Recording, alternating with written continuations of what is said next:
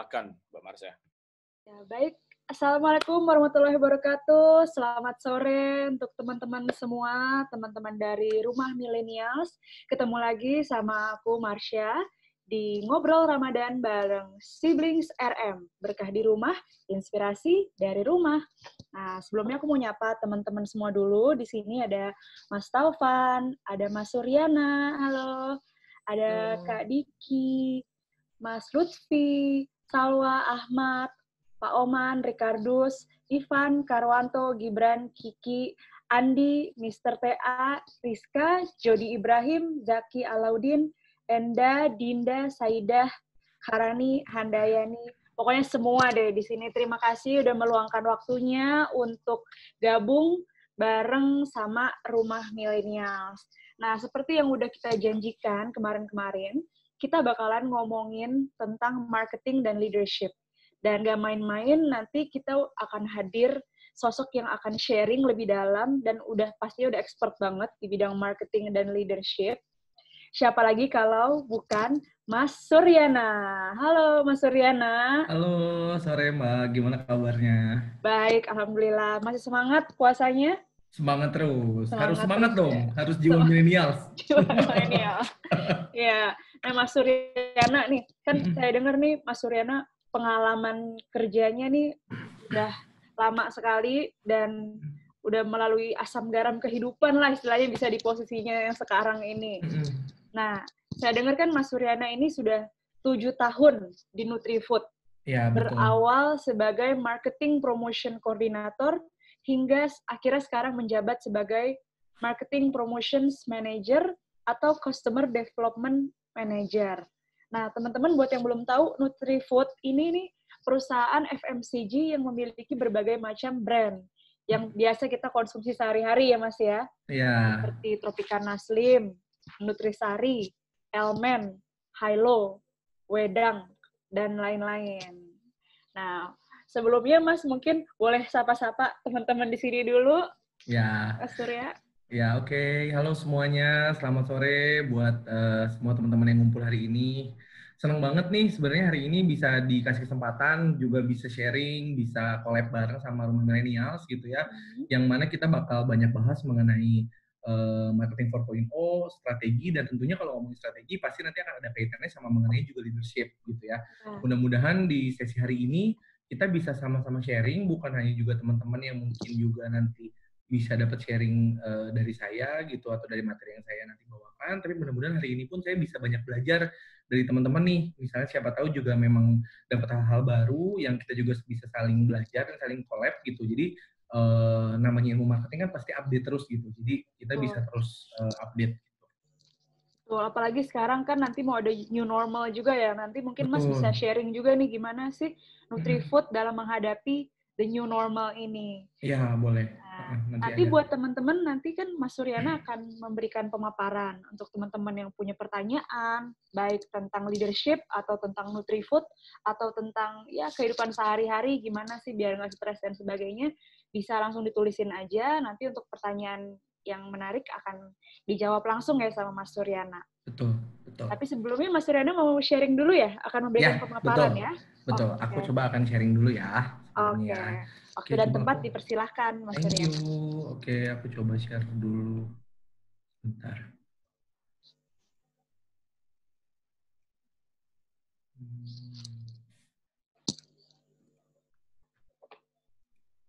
Oke, materinya apa? Udah kelihatan? Kelihatan. Kelihatan ya. Oke, selamat sore semuanya buat semua teman-teman yang hadir hari ini gitu ya, buat ikutan sesi bareng Rumah Millennials gitu ya. Senang banget nih hari ini bisa coba banyak sharing juga mengenai apa sebenarnya yang udah coba digeluti dan coba didalami gitu ya selama beberapa tahun terakhir gitu ya. Dan kesempatan hari ini tuh kita bakal banyak ngomongin atau tentang banyak diskusi yang berkaitan dengan materi New Wave 4.0 sendiri gitu ya. Dan sebenarnya karena memang saya bergerak di industri FMCG gitu, di Nutrifood, nanti juga sebenarnya akan lebih dilihat ini secara strategi marketing dan memang secara industri di era 4.0 ini gimana nih pergerakan industri kita terutama di Nutrifood gitu ya. Dan yang gak kalah update, nanti kita juga akan bakal update sebenarnya selama pandemi COVID ini apa sih sebenarnya yang dilakukan sama PT Nutrifood gitu ya.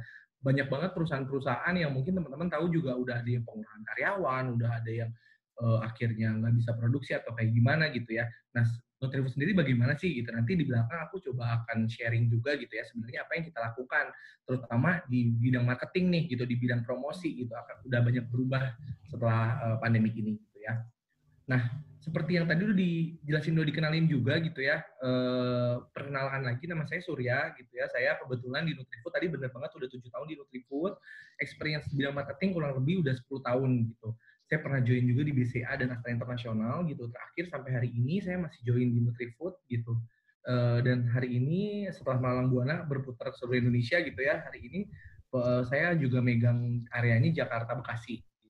Dan hari ini juga saya punya challenge sebenarnya nih buat teman-teman gitu. Kalau misalnya nanti teman-teman semua di sini punya insight atau poin-poin yang menarik dari sesi hari ini, nanti mungkin boleh diposting gitu ya, boleh diposting. Nanti mungkin boleh mention ke @nutrifood, @lokalate, dan juga bisa ke Instagram saya @suryasims.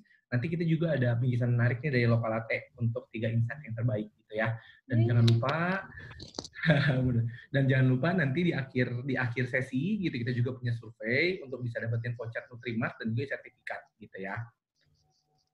Nah, sebelum masuk ke sesi, tentunya tak kenal maka tak sayang gitu ya. Mungkin teman-teman di sini banyak yang berpikir juga Nutrifood itu apa sih gitu, company apa sih gitu ya. Mungkin kayak suka ketuker-ketuker nih gitu produknya, Indofood kah gitu ya, atau Nutrisia atau apa gitu ya. Nah, ini mungkin aku kenalin sedikit dulu mengenai company profile dari Nutrifood sendiri gitu. Nutrifood sendiri kurang lebih hadir udah lebih dari 40 tahun gitu, yang mana visi misi kita sangat clear gitu bahwa kita itu adalah batasi GGL atau batasi gula garam lemak.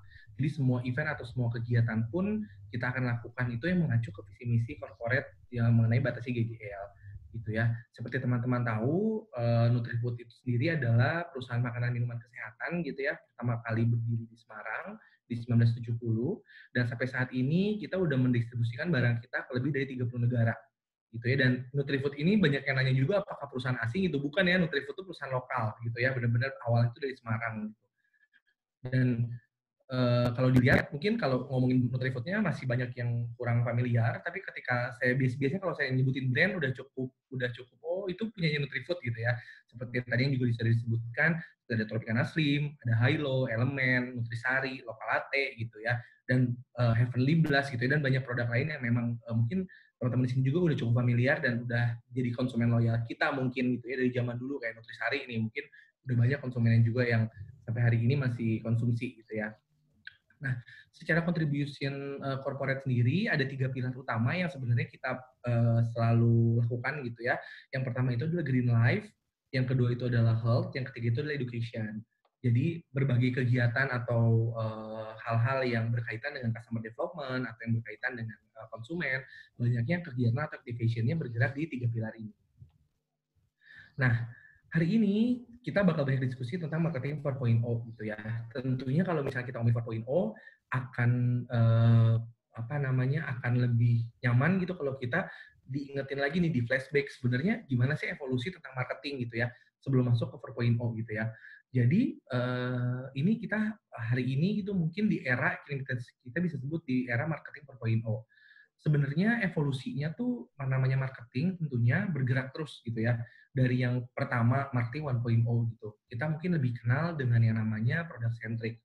Kalau product centric namanya juga udah product centric gitu ya. Ketika 1.0 berarti kekuatan produk itu jadi utama. Istilahnya kayak produk itu menjadi segitu kuatnya sehingga kayak berapapun harganya gitu ya, atau berapapun susahnya gitu dicari, konsumen karena membutuhkan maka konsumen akan membeli produk tersebut gitu. Karena memang kekuatannya di produk sendiri.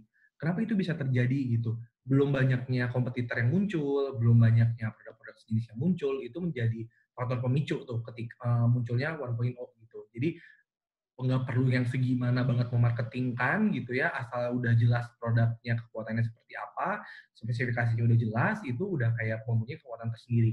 Ketika kita ngomongin marketing 1.0.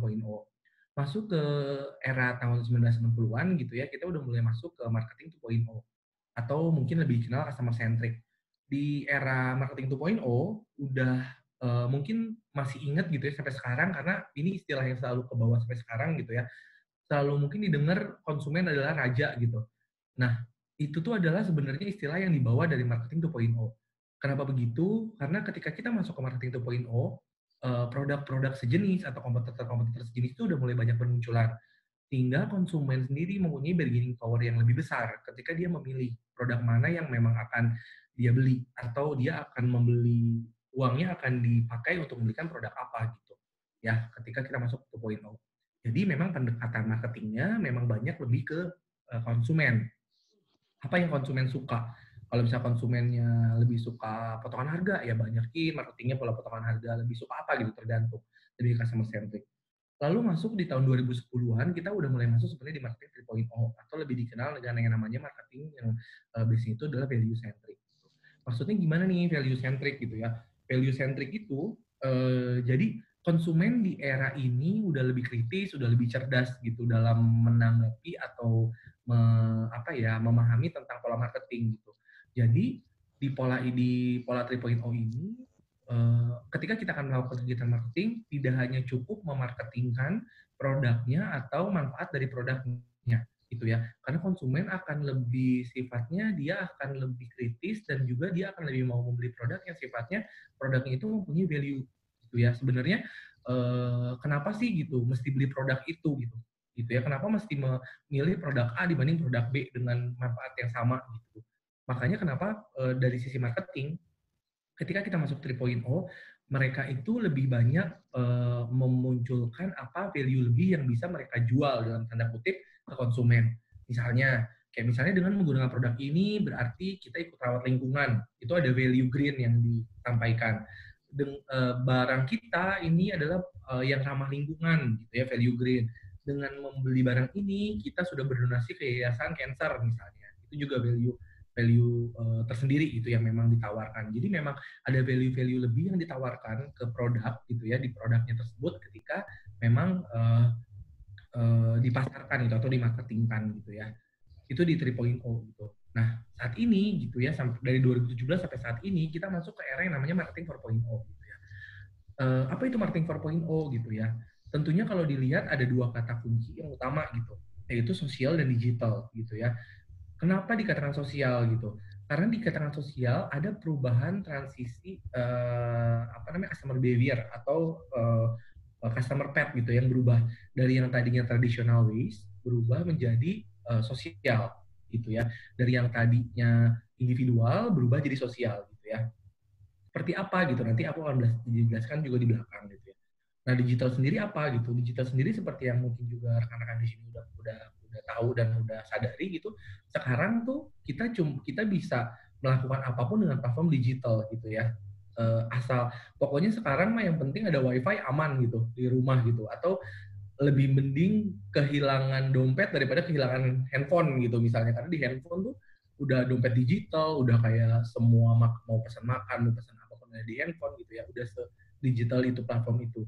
Makanya ketika ngomongin kegiatan marketing, ketika kita mau melakukan pendekatan pun pasti mengacunya kedua hal ini, karena ada perubahan konsumen, customer path, dan juga tadi platform yang digunakan itu secara digital. Nah, kalau misalnya kita lihat sendiri milestone-nya gitu ya, sebenarnya industrinya itu bergeraknya tuh secepat apa gitu. Dari sini mungkin teman-teman bisa lihat ya, sebenarnya revolusi industri di 4.0 ini tuh makin ke sini gitu ya. Perubahannya itu dijarakin antara generasi sebelumnya itu jadi semakin cepat gitu ya. Tentunya seperti yang tadi dijelaskan di 4.0 itu udah ngomongnya udah cyber physical system, Internet of Things, network gitu ya, udah banyak bergerak yang ke arah sana gitu. Dan di masa ini terlihat juga bahwa pergerakan dari 1.0 ke 4.0 gitu ya udah benar-benar bergeraknya benar-benar lebih cepat, dan gak menutup kemungkinan nanti ketika kita masuk 5.0 udah benar-benar lebih cepat dari transisi dari 3.0 ke 4.0 gitu ya, udah benar-benar bisa lebih cepat. Nah, ngomongin marketing tadi, marketing 4.0 sendiri, udah dijelaskan juga ada pola konsumen yang berubah gitu ya. Nah, berarti ketika kita ngomongin ada pola konsumen yang berubah, secara pendekatannya pun, pemasaran yang kita lakukan itu pun harus berubah, tergantung dari perilaku konsumen itu sendiri di era digital ini. Nah, di era digital ini, pendekatan konsumen mengacunya biasanya ke 5A, gitu ya. Ada aware, appeal, act, dan juga advocate, gitu ya. Maksudnya gimana nih, gitu ya. Nah, ini tadi yang udah aku sempat singgung juga di awal, bahwa ada pergerakan customer path dari individual customer ke social customer gitu ya. maksudnya gimana gitu. Jadi ini mungkin kalau aku kasih contoh misalnya ada konsumen gitu ya, dia misalnya lagi cari skincare gitu, simpelnya gitu. Jadi zaman dulu gitu ya, sebelum kita masuk ke era digital ini gitu ya, orang-orang tuh misalnya aware, dia tahu nih bahwa dia butuh skincare dan dia cari-cari tahu nih gitu ya, mau skincare-nya merek apa, misalnya ada merek Kiehl's, ada merek RH, ada merek Natasha gitu, dia udah cari-cari nih, dulu di tahap aware gitu ya. Terus di attitude dia udah menentukan nih, dia mau ambil apa, misalnya dia mau ambil Kiehl's gitu, misalnya pakai produknya gitu ya. Ketika dia udah tahu dan dia udah tahu bahwa Kiehl's itu oke gitu ya, dia biasanya langsung beli dan kalau cocok tuh dia beli lagi. Jadi pengambilan keputusannya dilakukan biasanya secara individual. Jadi nggak yang terlalu banyak melibatkan orang atau sosial gitu ya. Tapi ketika kita masuk ke 4.0 dengan segitu cepatnya teknologi dan platform digital yang bisa digunakan gitu ya, pendekatan konsumen ketika dia akhirnya mau melakukan pembelian itu akan menjadi berbeda gitu ya. Jadi dari yang tadinya aware misalnya tadi skincare gitu ya, udah mulai appeal gitu ya, menentukan mana produk yang diambilnya, misalnya kayak tadi mau pakainya Kiehl's gitu ya. Itu tuh konsumen bukan nggak cukup pede ya, tapi secara behavior berubah. Dia pasti akan bertanya dulu gitu, ke teman-temannya, ke lingkungannya gitu ya, apakah memang Kiehl's ini produk yang paling baik gitu atau memang produk yang bagus gitu. Biasanya ditanya tuh, gimana lu pakai produk apa tuh gitu misalnya, atau gimana lu denger-dengar produk ini bagus apa enggak misalnya. Biasanya ada pertanyaan-pertanyaan kayak gitu. Ketika dia cukup mendapatkan referensi yang bagus gitu ya dari temannya, atau juga dia bisa jadi juga dia googling dan menggunakan teknologi, dia baru melakukan pembelian atau act itu tadi. Nah, kalau misalnya memang produknya oke gitu ya, maka si konsumen tadi akan menjadi advocate untuk produk yang dia pakai sendiri. Itu sebenarnya tidak ada yang mengarahkan atau tidak ada yang meminta konsumennya untuk mempromosikan dalam tanda kutip si produk yang dia pakai gitu ya. Tapi memang karena dia merasa sesuai dan dia merasa puas dan juga dia merasa bahwa proses sebelumnya dia pun mendapat rekomendasi dari temannya gitu, maka ketika dia senang dia akan mengadvocate gitu si produk ini gitu ya, sehingga akan menjadi lebih apa ya istilahnya, akan menjadi lebih efektif nih dari sisi strategi marketingnya pun gitu ya.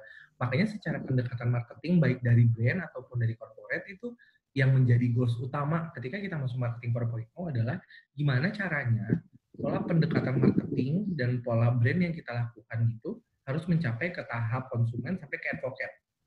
Itu yang menjadi goals utama. Kalau zaman dulu pasti ngomongnya cuma kayak, yaudah yang beli, yang penting konsumen beli lagi gitu ya. Nggak ada kayak goals-goals bahwa ini konsumen harus bisa sampai puas nih, sampai happy, sampai dia bisa nyeritain ke teman-temannya, ke orang tuanya, ke lingkungannya untuk bisa pakai produk ini. Zaman dulu mungkin itu nggak terlalu terpikir tuh, karena kalau kalau bisnis yang penting laku, barangnya laku, keluar dan beli lagi itu udah seneng gitu. Tapi kalau sekarang semua pendekatan marketingnya itu udah mengarah ke gimana caranya konsumennya bisa mengadvocate si produk tersebut. Tuh, ya. Lalu gimana nih diukurnya gitu ya? Parameter pengukurannya ada dua, ada yang namanya PAR, ada yang namanya BAR. PAR itu adalah purchase action ratio dan BAR itu adalah brand advocacy ratio. Itu faktor pengukuran keberhasilannya. Kalau tadi yang sebelumnya, ketika kita ngomongin pembelian, act dan act again gitu ya, maksudnya pembelian dan repeat lagi beli, pengukurannya jelas ya, pembeli market share gitu ya, berapa yang meningkat atau segala macam. Nah, kalau kita masuk ke pola marketing 4.0, maka pendekatan utamanya adalah gimana purchase action ratio dan brand advocacy ratio. Gitu ya. Itu tuh apa gitu ya? Kalau kita ngomongin PAR gitu ya, cara ngitungnya adalah berapa orang yang akhirnya beli dibagi berapa orang yang aware terhadap produk tersebut gitu ya. Kenapa itu menjadi matters gitu ya? Kalau dilihat ini saya coba gambarkan gitu ya. Kalau kita ngomongin aware gitu ya, aware itu menggambarkan peningkatan brand awareness untuk produk kita. Gitu ya. Brand awareness itu berarti ketika si jumlah orang aware-nya meningkat, berarti orang yang tahu tentang produk kita semakin besar. Gitu ya. Ketika yang tadi aware-nya meningkat gitu ya. Dan kalau X itu apa? Kalau X itu menggambarkan market share kita atau penjualannya kita gitu. Yang mana sebelumnya hanya diukur penjualannya aja kan gitu ya, nggak diukur brand awareness-nya. Nah, kalau sekarang udah mulai diukur. Jadi sebenarnya seberapa banyak nih yang beli terhadap orang yang hanya aware terhadap produk kita. Jadi bisa jadi kita tahu, kita aware, kita ngerti gitu, tapi kita nggak beli gitu ya. Tapi kalau PAR kenapa penting? Karena kita bisa mengukur yang namanya brand awareness sama yang namanya market share tadi. Gitu ya. Berbeda dengan pengukuran kedua gitu. Pengukuran kedua kita punya yang namanya BAR gitu ya, atau brand advocacy ratio gitu ya. Ini ngukurnya gimana? Ini kita ngukurnya berapa yang akhirnya berhasil sampai tahap akhir tadi, advocate, dibagi seberapa banyak orang yang aware, yang hanya tahu. Gitu ya. Jadi kita pengen tahu sebenarnya seberapa besar nih kekuatan brand kita sehingga bisa diadvokasi atau bisa diceritakan sama konsumen kita. Kita ukur dengan ini gitu ya. Nah, kenapa juga ini benar-benar kita ukur juga gitu ya? Karena seperti lihat bar itu untuk bisa mendapatkan pengukurannya berapa yang advokasi sama yang aware tadi, itu tuh pengukuran step-nya tuh lumayan, orang untuk sampai ke tahap advocate itu lumayan panjang gitu tahapnya, kayak tadi aware, appeal gitu ya, S, X, baru ke advocate gitu ya. Nah ini tuh dengan mengukur bar tuh kita bisa mengetahui beberapa hal sebenarnya seperti attraction, ya curiosity, gitu ya, komitmen, affinity terhadap brand yang memang kita launching atau memang kita keluarkan. Itu makanya segitu pentingnya kita untuk tahu sebenarnya dari poin barnya itu seberapa besar gitu ya. Itu tadi mengenai pengukuran di marketing atau di strategi marketing 4.0. Nah, jadi seperti yang tadi udah disebutin bahwa memang goals utamanya itu kan gimana caranya bisa di-advocate, bisa orang menceritakan. Jadi kalau misalnya, terutama di Nutrifood pun begitu ya, jadi kalau misalnya kita mau melakukan aktivasi atau kegiatan promosi, gimana caranya kita bisa membuat aktivasi yang baik, yang value-nya, edukasinya baik, sehingga konsumen itu atau yang dengerin itu mendapatkan upgrade gitu ya, tahu gitu ya, sehingga nanti bisa diadvokasi. Wah keren ya Nutrifood tuh kalau bikin event bagus, misalnya bikin event high-low bagus gitu ya. Nah ini saya ada satu contoh nih ya, ini mungkin teman-teman juga udah cukup familiar dan cukup tahu gitu ya. Ini jadi ada satu event yang cukup menjadi diomongin banyak orang gitu ya, antara Burger King sama McDonald's gitu ya. Seperti teman-teman tahu mungkin McDonald's sama Burger King ini kan dua kompetitor besar gitu ya. Jadi kayak perusahaan besar yang sama-sama menjual burger. Kalau di luar tuh McDonald's tuh justru terkenalnya karena burgernya gitu ya. Jadi mereka sama-sama punya burger yang laku banget dan terkenal, tapi dia bikin campaign untuk charity gitu ya satu hari. Burger King ini dalam tanda kutip ngalah gitu, berkorban untuk si McDonald's ini gitu. Jadi a day without Whopper gitu. Jadi dia nggak jualan sama sekali Whoppernya, yang which is itu bener-bener burger paling laku gitu ya, yang bener-bener laku banget gitu. Tapi setiap orang yang beli itu dia ngarahin untuk beli di McDonald's. Gitu ya. Ini agak lucu sih, tapi memang ini terjadi dan ini ada.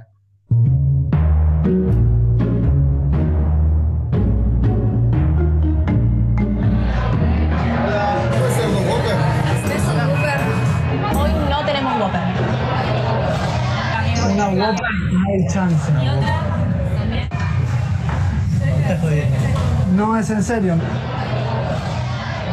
No, no va a haber Whopper en todo el día en ninguno de los locales de Burger King. ¿Por cómo no va a tener Whopper? Sí, vamos a hacer más. ¿Vos sos el responsable? Porque no me está entendiendo. La idea es que ustedes crucen enfrente a la competencia para comprar su hamburguesa insignia. La que no hace las hamburguesas a la parrilla. A ver si entiendo. Vos me decís que vaya a y que le compre un en vez de comprarte a vos. Sí. Pero ayudar como, o sea, nosotros lo que hacemos es solo ayudarlos a que tengan más clientes, solo por hoy. Suena raro que te digan. Si quieren un Whopper, no suena más. Me da mucha ternura porque tiene que haber una competencia entre las marcas. Terminé acá, pero fue por una buena causa. ¡King!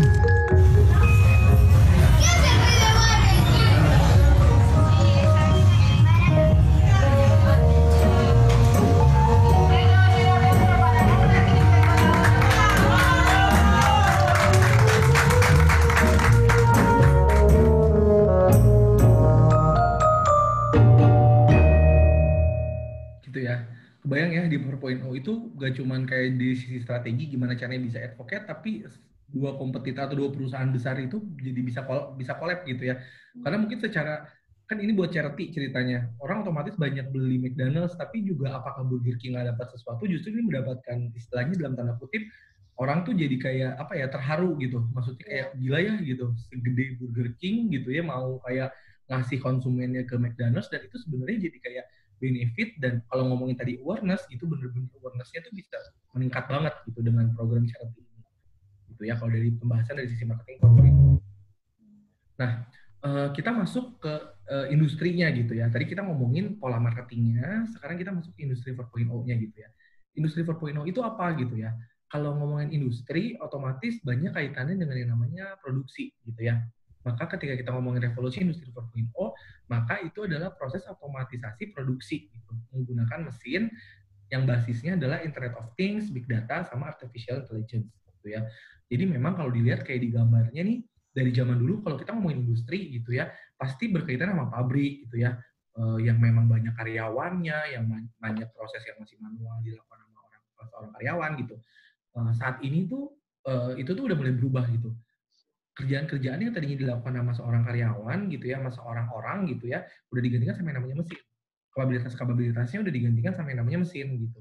Bahkan ada satu jurnal yang saya sempat baca di McKinsey Global Institute gitu ya, pada tahun 2030 itu akan 400 sampai 800 juta orang itu harus cari pekerjaan baru. Kenapa? Karena kapabilitasnya orang itu digantikan sama yang namanya mesin gitu ya. Jadi udah seheboh itu gitu ya. Mungkin belum terlalu kebayang revolusi, kenapa kita ngomongnya revolusi gitu ya. Karena memang sebesar itu gitu ya, revolusi industri di 4.0. Ini bisa dilihat tuh videonya.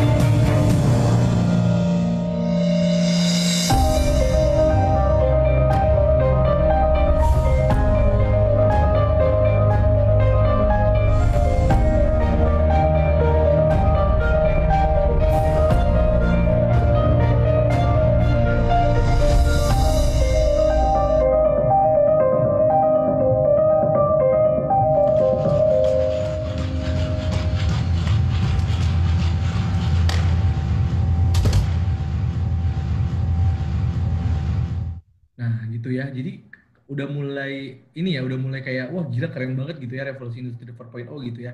Jadi kalau rekan-rekan sekalian lihat kayak tadi tuh bangun rumah, bayangin udah 24 jam tuh udah bisa jadi rumah gitu.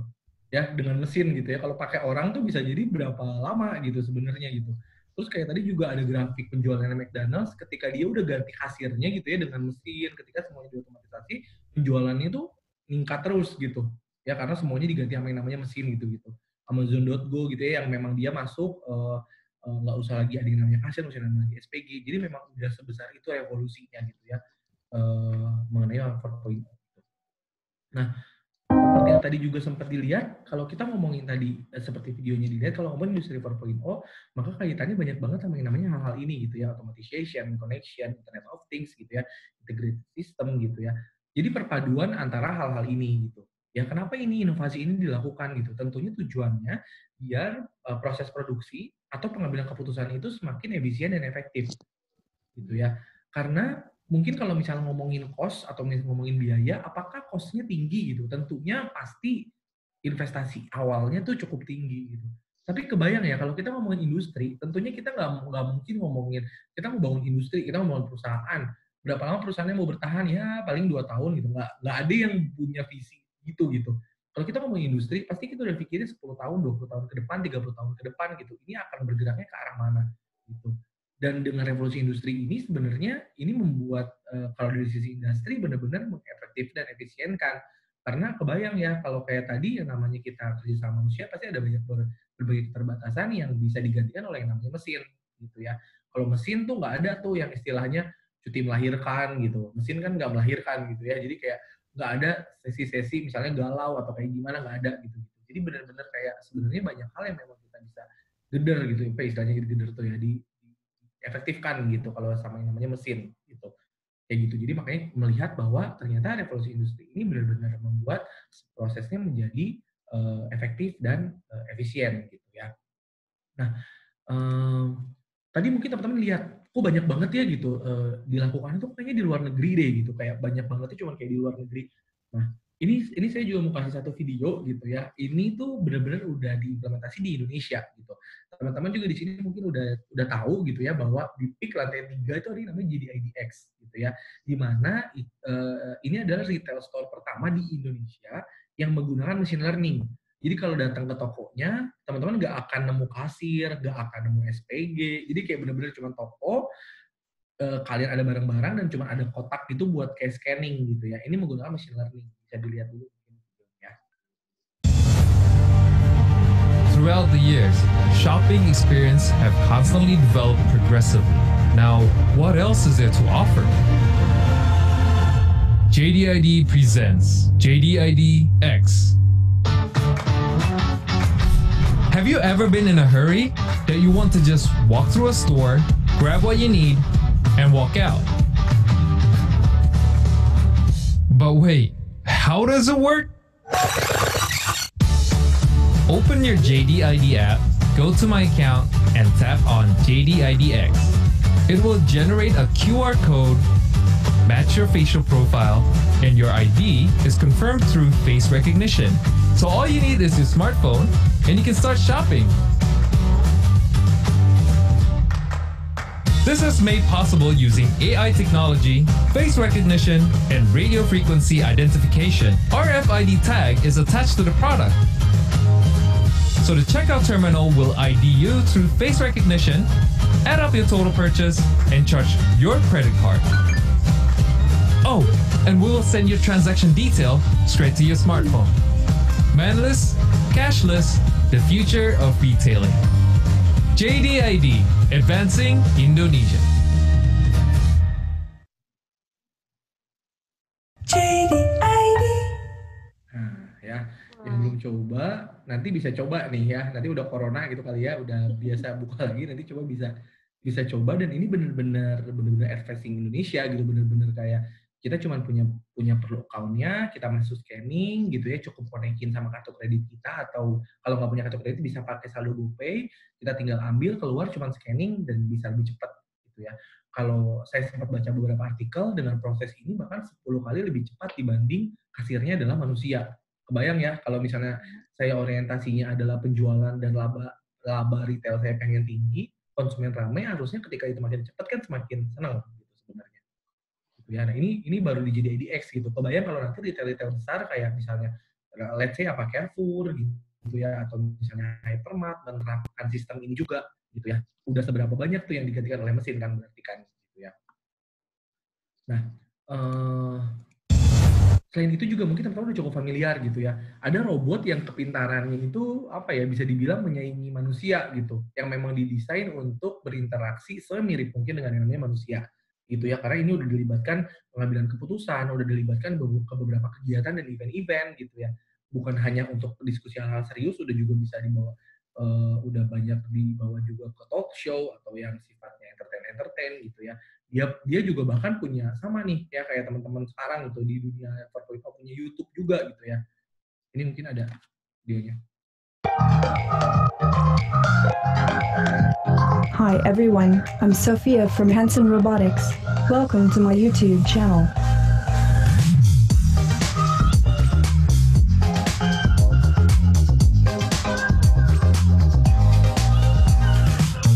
Please join me as I travel around the world meeting people, seeing new places, trying out new things. Stay tuned and subscribe below.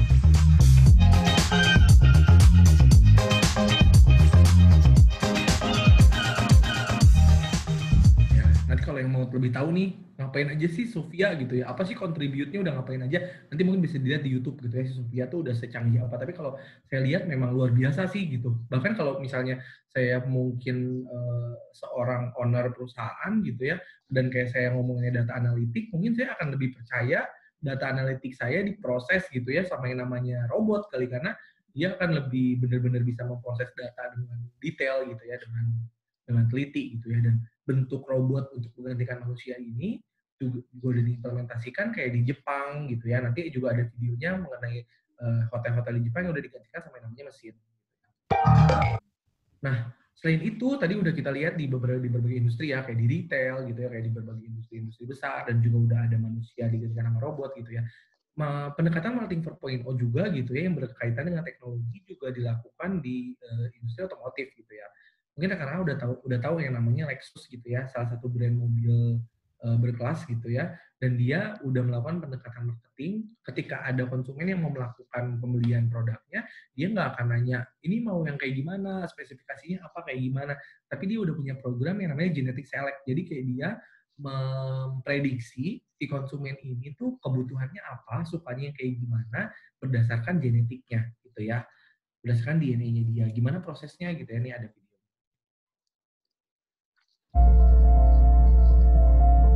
You. There are billions of you. But there is only one, you. So what if selecting your next vehicle focused on what truly matters? You. Introducing Genetic Select by Lexus, the world's first service that uses human genetics to match you with the car of your genes. Through a partnership with 23andMe, using their proprietary DNA genotyping, one small saliva sample will unlock your DNA, telling us where you're from, where you're going, and now, how you're going to get there. Within 48 hours, your handcrafted Lexus will be delivered to your driveway. Based on your chromosomes, everything from the model, styling, and performance capabilities will be crafted exclusively for you. Inspired by your favorite scent, a genetically personalized new car smell. If your DNA markers reveal a susceptibility to freckling, protective UV tinting. Even an enhanced windshield matched to your personal prescription. Genetically predisposed to high caffeine consumption, enlarged cup holders. And best of all, operating your vehicle no longer requires a key. The perfect driving experience is in our DNA, because it's also in yours. Experience craftsmanship at the genetic level. Experience amazing. Ya, kebayang ya, di industri mobil aja udah bisa keren gitu ya, udah kayak udah nggak perlu lagi kunci gitu ya, udah tinggal nggak akan mungkin bisa dicolong juga tuh mobilnya kayaknya ya gitu, udah sekeren itu gitu ya. Nah tadi ini yang saya sempat omongin juga nih, di Jepang udah ada juga hotel tenaga resepsionisnya gitu ya, udah sama sekali nggak ada yang namanya manusia. Kebayang ya, industri hotel tapi nggak ada sama sekali manusia gitu. Welcome to the Hendel Hotel. If you want to check in, please press 1.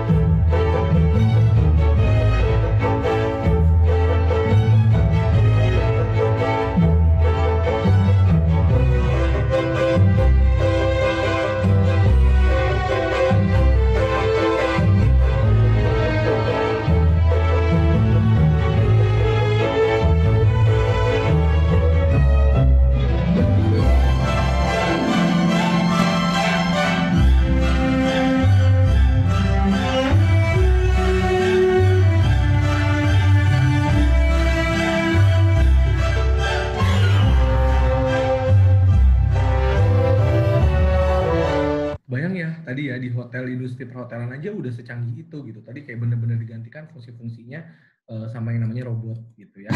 Nah, kalau mungkin juga teman-teman baca berita gitu ya, atau dengar sering berita, salah satu keberhasilan China pun dalam melawan corona adalah dengan bantuan teknologi gitu ya, yang udah secanggih itu. Nanti mungkin rekan-rekan semua bisa lihat, bisa mulai googling-googling gitu ya, sebenarnya teknologi apa yang dipakai gitu ya. Bukan cuma dia memprediksi pergerakan orangnya, tapi juga dari sisi kayak pengantaran obat-obatan di rumah sakit, pembangunan rumah sakit yang tiba-tiba dalam berapa hari bisa jadi berapa ribu orang gitu, dan juga bisa berbagai macam, misalnya kayak semprot desinfektan atau pengecekan suhu, semuanya itu dilakukan sama yang namanya robot atau mesin gitu ya. Kemarin juga saya sempat kayak lihat Instagramnya Narasi gitu ya, ada satu video yang ternyata Indonesia juga udah implementasi teknologi secanggih itu, lumayan surprise sih gitu. Ketika dia udah memprediksi kayak dia melalui SIM card telepon gitu, dia tahu nih pergerakan orang kemana, mana yang nggak mematuhi apa segala macam. Dia juga udah pakai mesin yang buat memprediksi orang-orang tuh pakai apa namanya video-video gitu di jalan-jalan tuh mana yang suhunya tinggi gitu. Itu lumayan agak surprise. Nanti Indonesia pun udah secepat itu implementasi untuk teknologi dalam menghadapi corona ini gitu. Nanti mungkin bisa lihat detail di YouTube gitu ya. Nah, kalau dilihat secanggih itu gitu ya, teknologi, industri, marketing, pola pendekatan gitu ya. Lalu ada apa nih dengan mereka gitu ya? Nah, ini aku mungkin implementasi aja beberapa contoh gitu ya, company yang dulunya market leader dan segitu gedenya menguasai pasar, terus tiba-tiba ketika masuk ke 4.0 dan ada implementasi teknologi dan lain-lain itu mereka hilang gitu. Ya, bener-bener kayak yang hampir udah nggak kedengeran lagi gitu, atau mungkin bukan hampir tapi udah nggak kedengeran lagi. Kayak mungkin saya ambil contoh kayak Fujifilm, Nokia gitu, BlackBerry gitu ya. Padahal nggak ada sesuatu hal yang salah gitu dari mereka gitu. Tapi kenapa bisa begitu gitu? Tentunya jawabannya adalah karena mereka tidak cukup agile dan cepat dalam mengadaptasi teknologi yang sedang berkembang saat ini gitu, atau pola pendekatan yang marketing yang sedang berkembang saat ini. Seperti contohnya BlackBerry misalnya. BlackBerry itu dulu hits banget ya gitu. Orang-orang tuh belum keren kalau nggak punya BlackBerry gitu, nggak punya Nokia gitu tuh dulu hits banget gitu. Dan bangga gitu kalau ngomongnya pin BB-nya berapa gitu, sampai bisa di-customize pin BB-nya apa segala macam gitu. Tapi sekarang itu mungkin udah nggak relate. Kenapa? Karena BlackBerry itu kan cuma bisanya chatting ya, benar nggak? Nggak bisa ngapa-ngapain lagi, cuma bisanya chatting, mungkin pakai icon-icon. Tiba-tiba muncullah WhatsApp gitu. Application bisa diinstal di jenis apapun, Android, iPhone, apapun gitu ya. Terus free, bisa nelfon, bisa chatting, bisa video call, kayak bisa semua hal gitu. Orang-orang terus jadi mikir, lah kenapa lagi mesti pakai BlackBerry gitu, ketika memang pakai itu aja gratis dan bisa melakukan banyak hal gitu. Jadi di sini bisa dilihat bahwa strategi marketing yang dilakukan oleh BlackBerry tidak cukup cepat mengejar ketertinggalan itu gitu. Hingga akhirnya ya teknologi malah bisa nunggu gitu ya, maju terus, implementasi terus, dan akhirnya juga hilang gitu. Ya, dan memang jadi challenge tersendiri kalau kita ngomongin industri 4.0. Karena terutama ada 3 challenge ini nih. Yang pertama platform effect gitu, seperti yang tadi udah dilihatin gitu ya, dengan berbagai banyak video gitu ya. Adanya ketimpangan ekonomi, kapitalisme gitu ya. Terus juga disruptive effect gitu ya. Banyaknya muncul model-model bisnis baru yang bisa jadi perusahaan yang baru 2-3 tahun punya teknologi jauh lebih canggih daripada perusahaan yang berdiri dari zaman dulu tuh udah 20 tahunan gitu. Nah, itu juga jadi tantangan tersendiri model-model bisnis baru gitu ya. Terus automation effect gitu. Dengan adanya semuanya diotomatisasi, tentunya akan tingginya pengangguran gitu ya. Apalagi katanya Indonesia baru akan memasuki tahun bonus demografi gitu. Kalau kita nggak bisa mengupgrade skill kita gitu ya, atau kemampuan kita yang dengan tidak bisa digantikan oleh mesin, ini kita lumayan PR nih jadinya masuk 4.0 gitu ya. Nah, ini ada beberapa referensi gitu yang saya dapat juga dari Future Job gitu ya, World Economic Forum. Ini adalah beberapa kegiatan yang memang bisa, yang paling banyak akan berkurang dan akan kelihatannya akan bertambah gitu ya. Mungkin rekan-rekan bisa baca, cuman kalau saya mungkin mau ngasih clue-nya gini. Semua kerjaan yang sifatnya prosedural atau misalnya ada standarisasi gitu ya, atau ada step by step-nya gitu ya, itu adalah pekerjaan yang sebenarnya kita bisa setting dengan yang namanya mesin. Gitu ya, yang sifatnya administratif, bisa dilakukan ada step by step. Contoh kayak tadi kasir emang apa ini, kasir kan kita cuma kayak input, di scan, kalau udah ada barcode udah nggak perlu lagi input kan, dia cuma nge-scan apa kayak gimana dia bisa langsung masuk sistem gitu. Itu kerjaan yang bisa distandarisasi. tadi misalnya kayak di pabrik gitu, ada bagian apa operator gitu. Operator tuh ada stepnya, nyalain ini, nyalain itu, 1, 2, 3 gitu, atau ngapain, itu pun bisa distandarisasi. Jadi sesuatu hal yang sifatnya seperti itu, yang bisa distandarisasi, itu bisa digantikan dengan mudah oleh yang namanya mesin, gitu ya. Tapi kita lihat kalau sesuatu hal yang sifatnya itu adalah banyak kaitannya sama yang namanya critical thinking, banyak berkaitannya dengan human gitu ya, dengan orang gitu ya, dengan service gitu, education, training gitu ya, manajemen gitu ya, bisnis gitu-gitu tuh, itu lumayan agak sulit untuk digantikan mesin gitu. Kenapa? Karena kita nggak mungkin standarisasi servis ke orang gitu ya. Jadi kayak pendekatan kita ke satu orang ke orang lain aja bisa beda caranya gitu. Cara kita adaptasi sama orang satu sama orang lain aja bisa beda. Cara komunikasi kita pun bisa beda gitu. Jadi makanya kalau dilihat dan kalau kita ngomongin skill gitu ya, ada beberapa skill yang mungkin saya tandain merah gitu ya. Jadi di 2015 dan ini top 10 skill di 2020 gitu. Ini saya mau ngomongin 2 skill utama yang akhirnya nanti akan bercabang ke skill-skill lain. Contoh kayak misalnya yang pertama nih ngomongin complex problem solving. Ini menjadi penting dan menjadi utama untuk bisa terus kita upgrade gitu ya. Tentunya kaitannya dengan critical thinking, dengan creativity gitu ya. Kenapa gitu? Karena memang hal ini yang terus harus kita asah dan dibutuhkan gitu, yang mungkin memang menjadi kebutuhan utama dari skill utama yang memang kita harus terus asah gitu. Jadi makanya udah bener banget nih ketika misalnya contoh ya kayak lagi work from home, jangan diem aja, justru kayak kita harus benar-benar cari hal-hal yang memang bisa mengasah complex problem solving kita gitu ya, ngikutin webinar itu lumayan mengasah juga gimana tentang critical thinking kita gitu, karena kita ngelihat oh iya ya berubahnya segitu drastisnya, oh begitu ya gimana caranya, itu mau mengasah problem solving kita gitu. Saya senang banget kalau bawain materi ini ke beberapa kampus gitu ya. Saya selalu bilang bahwa ketika kita di kampus gitu ya dan kita mengikuti berbagai organisasi, mengikuti BEM, itu tuh menurutku hal yang tidak bisa dibeli ketika nanti kalian udah nggak di kampus. Dan itu benar-benar bisa ngasah yang namanya critical thinking, creativity, complex problem solving, itu tuh benar-benar bisa diasah gitu. Skill yang nggak bisa dibeli lah istilahnya dalam tanda kutip gitu ya. Jadi memang mungkin kalau buat teman-teman yang udah lulus kuliah gitu, gimana lagi caranya ya upgrade knowledge-nya kita gitu ya berkaitan dengan ini gitu ya. Yang kedua yang berkaitan dengan people management yang tadi diomongin, gimana koordinasi sama orang lain, service orientation gitu ya, negotiation, gimana komunikasi, itu juga hal-hal yang agak cukup sulit digantikan oleh mesin gitu ya. Kayak tadi contoh robot, ada robot Sophia. Untuk beberapa kegiatan mungkin bisa diganti sama si Sophia itu. Tapi kebayang nggak kalau kita mesti ngomongin yang namanya empati, misalnya. Kita mesti ngomongin yang namanya negosiasi, misalnya. Misalnya bisa disetting sih negosiasi kalau nanya ini dijawab ini, tapi emang kita bisa prediksi semua orang akan bertanya hal yang sama gitu misalnya. Jadi kebayang ya. Jadi kayak ada hal-hal yang memang nggak bisa dilakukan. Makanya sebenarnya karena kita Nutrifood sebagai corporate tahu nih sebenarnya skill apa yang mesti dikembangkan, makanya pendekatan yang berkaitan dengan ini, percaya atau nggak percaya, kita bahkan sampai nge-lead atau sampai nge-trainingin sampai ke level SPG gitu. Jadi skill-skill ini yang tadinya kan kita udah tahu nih ya, maksudnya SPG one day bisa digantikan mesin apa segala macam. Tapi when kita udah tahu kebutuhannya ke arah sana, Nutrifood udah duluan membangun kapabilitas itu untuk bisa di-upgrade di levelnya tuh sampai ke level SPG gitu. Ya. Berkaitan dengan soft skill-nya ini. Nah, itu tadi di dunia gitu berkaitan dengan marketing 4.0, berkaitan dengan revolusi industrinya, berkaitan dengan berbagai di 4.0 gitu ya, skill-skill apa yang dibutuhkan. Nah, ini mungkin aku mau cerita sedikit mengenai Nutrifood gitu ya. Apa sih event-event yang udah dilakukan yang berkaitan dengan teknologi, gimana penerapannya gitu ya. Nah, yang pertama nih ya, ini sebenarnya beberapa event terjadi sebelum corona ya, sebelum pandemi gitu. Kita Lokalate punya namanya Lokalate Widuran gitu ya, virtual run dan lari serentak di 25 kota. Ini kita ada 10.000 runners dan ini free, dapat medali juga gitu ya. Dan kebayang ya dari 25 kota, 10.000 runners kita lari bareng pakai apa? Cuman pakai teknologi gitu ya, cuman pakai satu aplikasi dan mereka lari bareng gitu serentak di 25 kota. Gitu ya. Terus kedua kita punya namanya Lokalate Mobile Cafe gitu ya.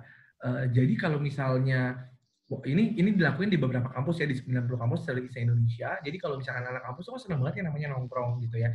Experience-nya biasanya dia nyari wifi, nyari apa tuh pasti ke kafe. Nah ini kita balik nih, gimana kalau kafenya kita bawa ke kampus Jadi kayak kita bikin kafe di kampus gitu ya, bikin local mobile cafe yang mana secara experience yang biasanya dia dapatkan di kampus, di kafe, kita akan pindahkan experience-nya di kampus gitu. Jadi ini kayak meningkatkan experience-nya konsumen untuk bisa tetap happy dan tetap enjoy gitu. Kita bikin ini juga gitu ya. Terus mungkin kalau ngomongin pola pendekatan marketing gitu ya, 4.0 tadi udah pengen ngomongnya adalah gimana caranya bisa konsumen bisa advocate. Ini kita coba implementasi juga Tropicana Slim. Mungkin rekan-rekan juga ada yang udah nonton gitu ya. Kita punya mini series namanya Sore dan Janji gitu ya.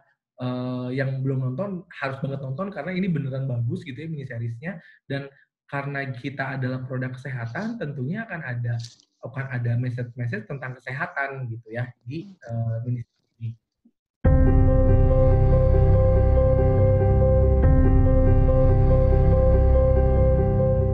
Just tell me the truth, okay? How much you told her about my life? Sebenarnya kamu tuh siapa sih? Istri kamu dari masa depan.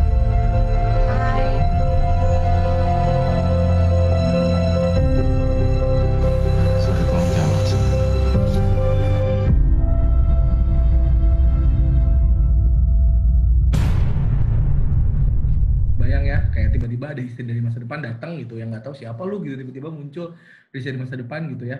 Itu juga sebenarnya mini series ini pendekatan yang mengacu ke marketing 4.0 tadi gitu ya. Nah, di Nutrisari kita juga implementasi nih karena sekarang kan orang-orang udah banyak menggunakan teknologi, mau pesen makanan instan tinggal GoFood, GrabFood gitu ya. Makanya kita bundling juga nih untuk memenuhi kebutuhan vitamin C gitu ya. Kita bundling juga dengan beberapa GoFood dan GrabFood. Mungkin rekan-rekan nanti bisa buka GrabFood atau GoFoodnya buat buka puasa, gitu bisa dicari di mana yang pakai bundling Nutrisari gitu ya, dengan harga yang sama, dengan harga promo, tapi udah dapat Nutrisari gitu ya. Apalagi lagi masa corona gini nih gitu ya, banyak yang nggak tahu bahwa ternyata Nutrisari itu mengkonsumsi 1 gelas Nutrisari itu udah memenuhi 100% kebutuhan vitamin C dalam 1 hari gitu, daripada mahal-mahal gitu ya, atau susah cari vitamin suplemen gitu ya, Nutrisari aja gitu ya. Nah, ini juga ada di Brain Halo School kita udah implementasi yang namanya augmented reality gitu ya, nanti mungkin bisa lihat. Halo teman-teman, tahu nggak sih kalau kertas gambar Halo School karakternya bisa dibuat bergerak? Begini caranya, setelah kita gambar dan warnai, download aplikasi Halo School Draw and Paint 2 dari Google Play di smartphone atau tabletmu. Buka aplikasinya, pilih Tap to Play, dan arahkan kertas gambarmu sampai layar berwarna biru. Lihat, karakternya menjadi hidup. Setelah scan kertas gambar, kita juga bisa bermain game seru loh. Nah, supaya tambah seru mainnya, jangan lupa koleksi kartu augmented reality yang bisa kita dapatkan dari situs Halo School untuk varian apa saja. Selain power up dari koleksi kartu, dapatkan juga bonus experience dari tantangan unik di dalam games. Aku tertarik loh. Ayo ikutan! Nah, itu tuh tadi tuh Halo School kan marketnya anak-anak. Nggak mungkin nih kita nggak bisa mencari sesuatu hal yang menarik buat anak-anak gitu ya. Makanya kita aplikasikan di gitu ya. Element of the Year juga teman-teman udah tahu, yang dulunya semuanya audisinya by offline, mesti ngantri, sekarang udah bisa audisinya by Instagram. Ya, jadi semuanya udah online by Instagram gitu ya. Udah mungkin yang pengen tahu juga profile tentang kandidatnya tuh tiap hari tuh ada live jam 8:30 malam tuh buat bisa tahu profil semifinalisnya kayak gimana gitu ya. Nah, begitu pun strategi penjualannya gitu. Penjualannya kita masuk ke marketplace gitu ya. Kenapa? Karena mostly marketnya elemen itu banyaknya belanjanya di marketplace gitu. Jadi pasti lihat Instagram atau Shopee atau Tokopedia gitu, jadi ID yang online shopping. Jadi makanya kenapa kita banyak juga membuang promo di situ gitu, melakukan kegiatan promosi di marketplace ya.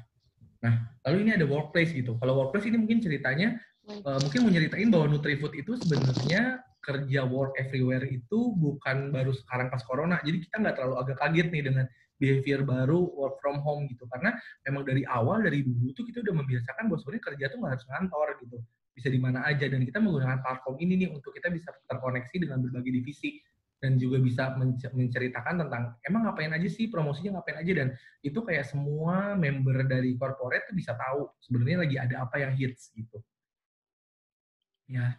Nah, terus berkaitan dengan pandemik gitu ya, apa yang Nutrifood lakukan gitu ya, apakah seperti perusahaan-perusahaan lain gitu ya, tentunya kita tetap agile gitu, menyesuaikan dengan kondisi saat ini gitu ya, dan yang paling utama mungkin kalau bisa ngomongin strategi besarnya itu adalah kita benar-benar terus maintain yang namanya digital asset. Digital asset itu apa gitu ya, kebetulan Nutrifood memang sudah membangun database konsumen, database digital asset di internal karyawannya dari dulu seserius itu. Jadi ketika memang lagi kondisi kayak begini, kita bisa maintain dan mengeksplor digital asset yang kita punya, baik dari tim internal Nutrifood, campaign-campaign yang disebarluaskan melalui medsos karyawan misalnya, atau juga beberapa database konsumen yang kita bangun gitu, itu udah dengan gampang kita bisa adaptasi ke digital asset yang udah kita bangun gitu. Dan semua kegiatan-kegiatan activation, mungkin yang agak bingung activation ya, yang tadinya offline gimana jadi online gitu. Kita kemas dengan strategi 3C1D gitu ya. 3C1D itu gimana? 3C1D itu adalah gimana kita bisa buat kegiatan harus collaboration dengan komunitas gitu ya. Komunitas tentunya yang value-nya sama dengan Nutrifood gitu komunitasnya. Kita coba kemas dalam bentuk competition gitu ya. Competition kayak misalnya tadi nih, saya dari awal. Nanti kalau ada yang menarik, yuk kita posting sharing bareng ya, kira-kira apa yang menarik poin-poinnya gitu ya. Dan tentunya menggunakan platform digital. Jadi kita mentransisikan semua kegiatan-kegiatan offline yang biasa kita lakukan offline menjadi kegiatan online dengan prinsip ini. Gitu, sehingga tidak terlalu banyak hal yang yang kayak kaget banget gitu, karena memang kita istilahnya pagar atau tiangnya udah kuat dan kita hanya tinggal mentransisikan ke sisi digital gitu ya. Seperti yang juga rekan-rekan tahu gitu ya, kalau ngomongin customer behavior dari sisi konsumennya, termasuk konsumen Nutrifood, ada 4 hal konsumen mega shifting nih selama corona. Yang pertama, empathic society gitu ya. Semua orang jadi empatiknya jadi meningkat gitu ya. Ada yang nyumbang di kitabisa.com, ada yang nyumbang THR di OVO, ada yang kasih ke abang-abang Gojek, apa gimana, semua empatiknya meningkat gitu ya. Yang kedua, semuanya jadi virtual. Mau apapun itu, kuliah virtual, olahraga virtual, meeting virtual gitu ya, kelas virtual, semua jadi virtual gitu ya. Yang ketiga, ada style baru yaitu stay at home. Stay at home ini udah jadi kayak style yang bener-bener jadi lifestyle-nya kita gitu. Di awal-awal tuh pusing ya, stay at home, bosen apa, tapi sadar nggak sadar coba. Sekarang kalau di persentase, kadar ngeluhnya mungkin udah berkurang banyak gitu, hari ini gitu, dibanding dulu pertama kali stay at home gitu ya. Karena itu udah menjadi lifestyle kita gitu. Dan yang keempat adalah bottom of pyramid gitu. Kalau ngomong piramida Maslow, dan ketika kita ngomong yang paling atas itu adalah kita ngejar yang namanya aktualisasi diri, di corona ini tuh yang dikejar bukan yang paling atas gitu, rekan-rekan, tapi justru yang paling bawah gitu. Dasar piramida yaitu gimana kita bisa tetap makan, jaga kesehatan, keamanan jiwa dan raga itu menjadi penting gitu ya. Jadi ada 4 yang memang mega shifting konsumen yang ini benar-benar jadi normal baru nih gitu. Kenapa disebut normal baru? Karena kondisi seperti ini ya, ini tuh akan menjadi kondisi normal gitu ya. Maksudnya akan menjadi seperti itu terus gitu kondisinya gitu ya. Kayak sekarang style mesti jaga jarak, mesti pakai masker. Kebayang nggak itu tuh akan menjadi style gitu, bahwa memang pakai masker itu bisa jadi setahun 2 tahun ke depan kita akan terus pakai masker gitu sebenarnya. Mungkin yang bisa berubah kayak aturan PSBB gitu-gitu mungkin bisa dipercepat, tapi kayak stylenya itu benar-benar akan benar-benar jadi new normal yang baru gitu ya. Melihat pergerakan ini tuh secara corporate tuh kita melakukan beberapa kegiatan pun berdasarkan ini gitu tentunya. Gitu ya, yang tadi ngomongin offline activation-nya gimana gitu. Kalau tadi stay at home, berarti corporate atau Nutrifood harus bisa memfasilitasi ini belanja online. Gimana konsumen di rumah aja, tapi yang butuh produknya, karena produk kita makanan minuman kesehatan yang saat ini dibutuhkan sama konsumen, bisa tetap ada dengan Nutri Delivery gitu ya. Kebetulan kita memang udah punya Nutrimart gitu, tapi kita juga punya program yang namanya Nutri Delivery, di mana konsumen bisa di rumah aja dan belanja online. Terus beberapa kegiatan di rumah aja nggak bisa diem aja nih gitu, harus olahraga. Kita fasilitasi untuk yang cewek-cewek, ibu-ibu yang sedang Zumba, kita punya Tropicana Slim senam bareng. Untuk yang cowok-cowok gitu ya, yang senangnya exercise, yang lebih olahraga berat gitu ya, atau yang maksudnya semi berat gitu ya, kita ada namanya elemen gitu ya. Terus yang butuh hiburan nih, anak-anak butuh hiburan gitu, di rumah aja kan tadi apa? Butuh olahraga, butuh nutrisi, kebutuhan nutrisi dan juga vitamin yang lengkap gitu ya. Tapi juga bosen nih, butuh hiburan gitu. Untuk anak-anaknya apa? Kita bikin lomba mewarnai di rumah bersama Halo School gitu ya. Gerak bareng, senam dance Halo bareng bersama Halo School. Nah, terus untuk yang tua-tuanya gimana gitu ya? Kita punya Nutrisari, vitamin tawa gitu ya. Mas, By the way, Ngapain? Social distancing, ngapain di kamar saya? Jaraknya itu 1 meter, sama saya diskon. Ilmu komunikasi adalah aku suka body goyang mamamu udah.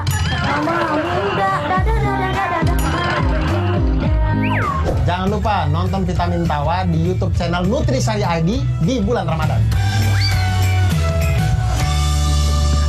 Vitamin C aja nggak cukup, makanya ada vitamin tawa gitu biar ketawa-ketawa nggak bosen gitu ya di rumah. Banyak campaign-campaign yang kreatif-kreatif ya Mas, dari padahal brandnya ada banyak, tapi cara komunikasinya pun juga beda-beda sesuai dengan target pasarnya. Betul. Mas Suryana, ini kan berhubung waktunya sudah mau dekat pada jam buka puasa, jadi mungkin kita langsung ke tanya jawab aja kali ya Mas ya. Boleh. Kebetulan ini juga udah slide terakhir sih. Oh, udah slide terakhir. Udah slide terakhir sih. Ya. Tapi beruntung banget nih kita dalam waktu yang singkat, kita langsung dapat ilmu yang banyak banget dari Mas Suryana. Dan aku setuju banget sih sama yang tadi Mas Suryana bilang. Di era 4.0 ini kan influence tuh berpengaruh juga ya. Betul. Jadi konsumer bukan hanya sebagai ya pembeli aja gitu, tapi sebagai advokat. Jadi dia akan loyal dengan sendirinya karena puas sama produknya nih. Jadi bukan masalah produk lagi, tapi masalah experience juga, emotional juga gitu ya. Dan aku salut banget sama Nutrifood karena perusahaan ini health conscious. Terus juga terutama produk-produknya juga concern banget sama masalah gula, garam, lemak, yang dimana orang Indonesia tuh masih kadang nggak terlalu aware sama hal-hal itu. Betul. Ya. Betul. Aku mau nanya nih Mas, kan tadi aku lihat di Jepang udah pakai robot dinosaurus yang ini, terus di JDID bahkan sudah tokonya udah kayak di luar negeri itu ya, nggak pakai orang langsung transaksi di situ. Gitu. Nah, apa nih kira-kira menurut Mas yang harus dipersiapkan anak muda sekarang dengan industri 4.0 ini yang katanya nanti beberapa pekerjaan akan digantikan gitu. Apa yang harus kita lakukan nih sebagai persiapan menuju masa itu? Oke. Sebenarnya kalau kita ngomongin tadi kan udah kita sempat bahas juga ya yang mesti disiapin apa. Tentunya ketika kita tahu ada beberapa skill yang akan bisa digantikan oleh mesin, kita harus berfokus justru sebaliknya. Apa kapabilitas atau skill yang tidak bisa digantikan oleh yang namanya mesin. Jadi seperti yang tadi di-sharing, ada beberapa skill utama yang teman-teman justru harus bangun dari sekarang gitu ya. Apalagi nih menurutku dengan kondisi corona dan stay at home, itu sebenarnya peluang buat teman-teman bisa belajar banyak hal terkait dengan skill-skill yang dibutuhkan terutama di industri 4.0. Gitu ya, jangan sampai nanti dari sebelum corona sampai seudah corona bukan menjadi pribadinya belum upgrade gitu. Jadi pastikan secara skill, secara pribadi itu bahkan bisa upgrade karena kita banyak belajar hal baru dan bisa difasilitasi secara gratis gitu ya. Tadi kemampuan seperti critical thinking itu menjadi sangat penting gitu ya. Kemampuan gimana cara kita bisa komunikasi sama orang, gimana handling people atau people management, berkaitan dengan leadership gitu, berkaitan dengan itu hal-hal yang menurutku nggak bisa dibangun dengan instan. Betul, dan itu juga tidak bisa digantikan oleh namanya mesin. Kalau kita ngomongin critical thinking, tentunya nggak bisa tiba-tiba tanpa kita melatih critical thinking kita dengan pengambilan keputusan, terus tiba-tiba jadi jedeng gitu, tiba-tiba jadi wah gitu, itu agak susah gitu ya. Pasti itu butuh waktu, butuh berbagai experience, dan butuh beberapa hal yang memang kita bisa improve itu. Jadi makanya kita harus berfokus ke hal-hal yang memang tidak mungkin bisa digantikan oleh mesin. Secara industri tadi ya, kalau aku mau simpulkan ada dua hal itu tadi tuh yang berkaitan dengan critical thinking gitu ya, creativity gitu ya, pengambilan keputusan, sama yang tentunya yang berhubungan dengan people management. Jadi sebenarnya udah tepat banget nih ikutan webinar gini gitu ya, dengerin sharing-sharing dari orang-orang mengenai hal-hal karena itu melatih kognitif kita untuk terus aktif gitu dan memang benar-benar mengupgrade terus hal-hal yang baru. Itu kali ya. Jadi gunain waktu semaksimal mungkin nih saat kita lagi di rumah untuk belajar soft skills ya Mas ya. Hal-hal yang nggak akan bisa digantikan deh oleh robot nantinya. Betul. Gitu. Nah, by the way teman-teman di sini jangan lupa juga untuk follow Instagram Rumah Millennials ya, yaitu @rumahmillennials dan juga Instagramnya Nutrifood ya Mas ya. Ya. Instagramnya apa Mas? Boleh di-share Mas? Nutrifood bisa di @nutrifood atau bisa juga follow Lokalate di @lokalate. Oke. Nah, mungkin sebelum mengakhiri sharing session kita kali ini, mungkin ada pesan-pesan, Mas. Setelah itu kita akan foto bersama sama teman-teman yang udah bergabung nih di sini. Ya, oke. Mungkin pesan-pesan yang pertama, aku mungkin karena kita lagi pandemik gitu ya, tetap dukung terus usaha pemerintah untuk memerangi COVID. Jadi jangan jangan langgar gitu ya, tetap stay at home gitu ya, Ya. dan juga tetap patuhi semua aturan yang berkaitan dengan corona agar kondisi ini cepat beres. Yang kedua, karena lagi stay at home nih, jangan stay at home bener-bener stay gitu ya, jangan bener-bener diem aja, tapi ayo upgrade kemampuan diri teman-teman gitu ya. Tentunya apalagi kita udah tahu bahwa industri dan dunia bergerak secepat itu dengan beberapa skill yang memang dibutuhkan gitu ya. Jangan sampai seperti yang tadi saya bilang nih, sebelum corona sama sesudah corona sama aja gitu. Gak ada upgrade secara pribadi yang berbeda yang bisa menguntungkan buat kita gitu ya. Terus yang ketiga, terutama juga mau tetap ngasih tahu bahwa rekan-rekan semua di sini harus tetap juga semangat, stay positif, itu penting gitu ya, dan juga benar-benar terus kita jangan pernah lelah untuk upgrade hal-hal yang berkaitan dengan skill-skill yang memang tidak bisa digantikan oleh yang namanya mesin tadi. Jadi spesifik Produktif aja ya. gitu ya. Betul, tetap produktif dan tetap fokus untuk apa hal-hal yang bisa terus di-upgrade. Gitu sih. Jangan jadi sobat mager, tapi jadi sobat melek kayak Lokalate. Iya, betul. Jadi sobat melek gue. Jadi Sobat buka melek puasa, gue. jangan lupa nyobain Lokalate juga nih. Jangan lupa. Dan buat yang nggak bisa pesan online juga ya Mas ya, buat yang nggak bisa keluar. Karena aku lihat banyak promo-promo juga tuh di marketplace Betul. ya. Betul. Nah, makin melek nih ntar. Oke, ya udah kalau gitu terima kasih buat teman-teman. Kita saat ini bakalan foto bersama. Jadi buat yang masih layar videonya belum dinyalain, boleh dinyalain. Kita langsung foto bareng-bareng ya. Mas Suryana juga. Oke. 1, 2, 3. Satu lagi. Kalau boleh, kameranya dinyalain dulu yang depan biar nyala semua kamera. Iya, boleh dinyalain dulu. Walaupun sambil masak juga boleh kok, dibuka aja.